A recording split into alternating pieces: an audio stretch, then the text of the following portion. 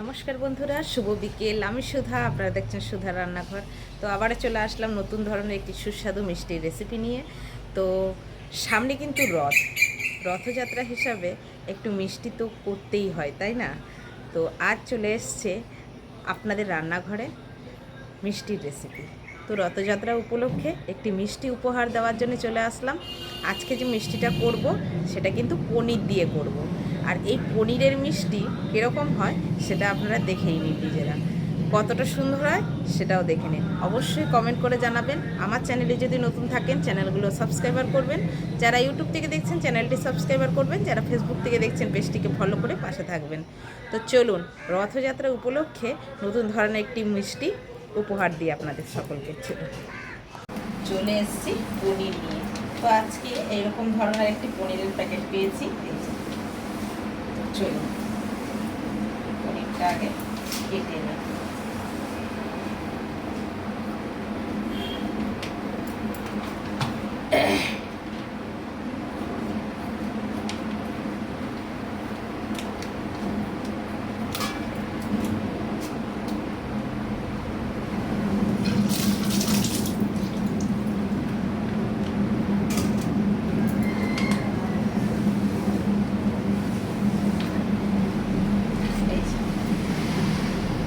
এখানে 200 গ্রাম পনির আছে।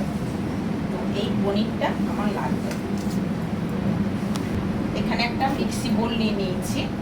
আর এই যে পনিরটা, এটা হাত দিয়ে ভেঙেও নিতে পারে বা এরকম ছোট ছোট করে কেটেও নিতে পারে। তো আমি একবারে ছোট ছোট করে কেটে নিচ্ছি। এই মিক্সি জারটায় দেব। তবে একটা কথা এই মুহূর্তে বলে রাখি, যদি আপনাদের বাড়িতে ধরুন পনির নেই, দুধ আছে, দুধটা দিয়ে ছানা কাটিয়ে নেব। কাটিয়ে ছানাটা ভালো করে জল ঝরিয়ে দিয়ে করবেন, কোনো অসুবিধা নেই। এই রেসিপিটা কিন্তু ছানা দিয়েও খুব ভালো হবে, তবে জলটা পরিষ্কার করে ঝরিয়ে নিতে হবে। এই যে পুরো পনিরটাই আমি দেব মিষ্টিটা করার জন্যে।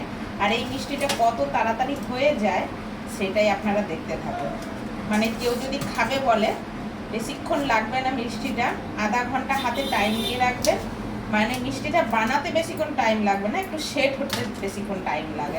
তাই বললাম আধা ঘন্টা টাইম নিয়ে রাখলে পুরো মিষ্টিটা কিন্তু সেট হয়ে যাবে। এই যে এই হয়েছে। এখানে নিয়ে চলে এসেছি কাজু। কতগুলো কাজু দিয়ে দিচ্ছি এর মধ্যে দিয়ে দিচ্ছি এই ছোট বাটি 1 বাটি গুঁড়ো দুধ। এবার এইগুলো সব আমি পেস্ট করে নিয়ে চলে আসবো। এটা দুবার ঘুরিয়ে নিয়ে ফিরে এসেছি। এবার এটার মধ্যে একটা জিনিস মেশাবো। মিষ্টির জন্য চায়ের এই বড় কাপের 1 কাপ চিনি দিচ্ছি। আর একটু দেব, আর ওই 3 চামচের মতন দিলাম। এটার মধ্যে দিয়ে দিচ্ছি এলাচের কটা দানা। চোকলা দিচ্ছি না, শুধু দানাটা দিচ্ছি। দিয়ে এবার এটা পেস্ট করে ফিরে আসছি। আমি কতটা পেস্টটা ফাইন করেছি সেটাই আমি দেখে দিচ্ছি। এই যে এইরকম দেখতেই পাচ্ছেন, পেস্ট কিন্তু আমার হয়ে গেছে। একটা থালা নিয়ে নিয়েছি। এই থালার কাজটা আমি আগে সেরে নেব, কারণ থালার কাজটা কিন্তু আগেই সারতে হবে। এই থালার ভিতরে আমি একটু ঘি দিয়ে দিচ্ছি। এবার আপনারা বলবেন আমি ঘিটা কেন দিচ্ছি। ঘিটা দিয়ে এই যে পেপারটা দিয়ে দেব। তেল কিন্তু এটা ব্যবহার করবেন না, ঘি ব্যবহার করতে হবে। আর পিছনে যদি না ঘি দিতাম এইটা কিন্তু চিটতো না, যার জন্য এটা চেটানোর জন্য আমাকে কিন্তু এটা ঘি দিতে হচ্ছে। এইবার ঘিটা আমি উপরে এরকম করে ব্রাশ করে দেব, ভালো করে থালাটায় এরকম করে ব্রাশ করে দেব।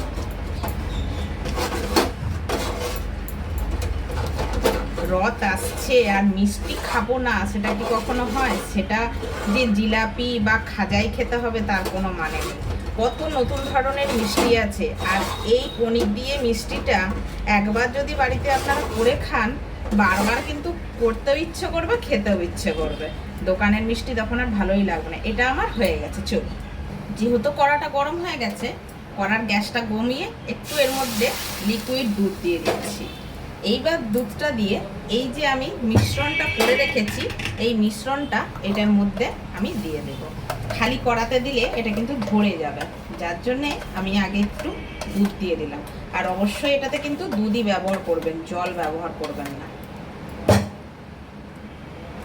এটা কিন্তু এরকমভাবে হাত দিয়ে এরকম করে ঘেটে চাড়িয়ে নিতে হবে। এটা কিন্তু আর কিছু দেওয়ার নেই, সমস্ত কিছু দেওয়ার আছে। এবার এটা ফুটবে। এটা কিন্তু অলরেডি ফুটা শুরু হয়ে গেছে, এর মধ্যে আমি দুধ দিয়ে দেব। এবার ভালো করে এটা জাল দেব। দুধটা 2-3 কাপের মতন কিন্তু ব্যবহার করতে হবে, দিয়ে এটা জাল দিতে হবে বেশ ভালো করে লিকুইড দুধটা দিয়ে। অলমোস্ট কিন্তু মিষ্টিটা ফোটা শুরু হয়ে গেছে। এটা ভালো করে ফুটিয়ে মেরে নিতে হবে।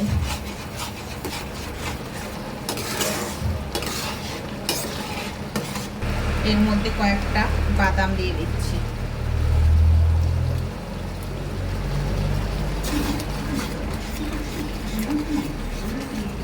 দিয়ে দিচ্ছি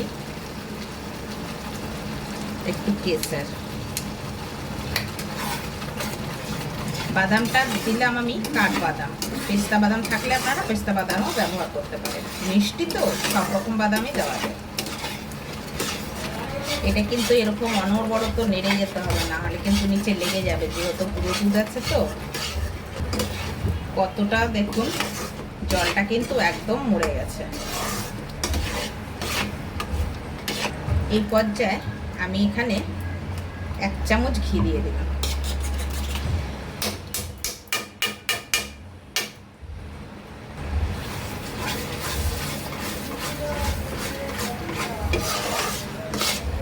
একবারে ঘি দিয়ে ভালো করে নেড়ে নিতে হবে, আর একটু টাইট করব।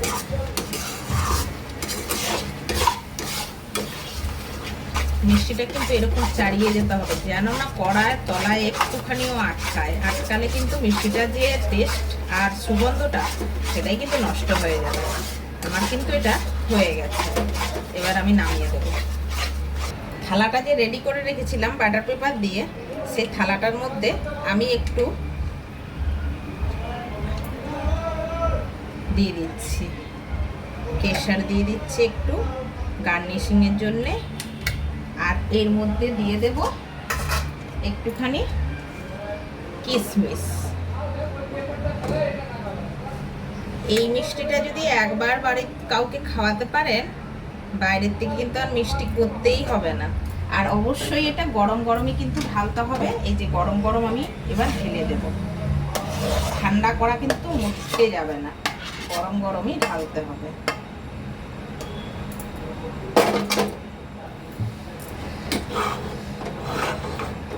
এরকম করে সাজিয়ে দেব।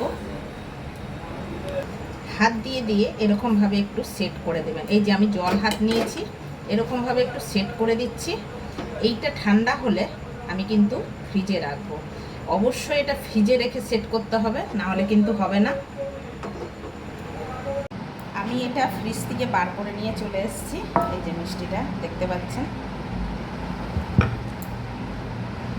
তো এবার এই থালটার মধ্যেই আমি পাল্টি করে নেব। পাল্টি করে নিয়েছি।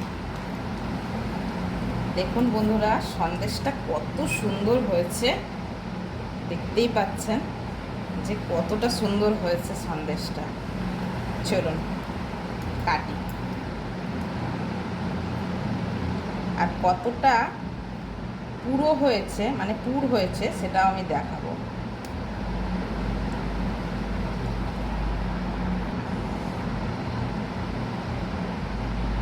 কতটা সুস্বাদু আর কতটা ভালো হয়েছে দেখতেই পাচ্ছেন বন্ধুরা, কতটা পুর হয়েছে। আমি দেখাচ্ছি, দেখুন। এই যে এই সন্দেশ থাকলে আর কোনো কিছু দরকার নেই। চলুন কাছের দিকে দেখাই। এই রকম ধরনের যদি একটা সুস্বাদু সন্দেশ থাকে, আর কোনো কিছু দরকার নেই। লুচি গরম গরম আর এই সন্দেশ দিয়ে কিন্তু খাওয়া হয়ে যাবে। তো কেমন লাগলো এই রেসিপিটা অবশ্যই কমেন্ট করে জানাতে হবে কিন্তু। আর এই রেসিপিটা খাওয়ার পর দোকান থেকে কোনো রকমভাবে মিষ্টি কিনে খাওয়ার পদ্ধতি চলছে কিনা বাড়িতে সেটাও কিন্তু জানাতে হবে। তো আজকের মতন বিদায় নিয়ে নিচ্ছি বন্ধুরা, ভালো থাকবেন, সুস্থ থাকবেন, দেখা হচ্ছে আবারও একটি পরের ভিডিওর সাথে। Bye bye.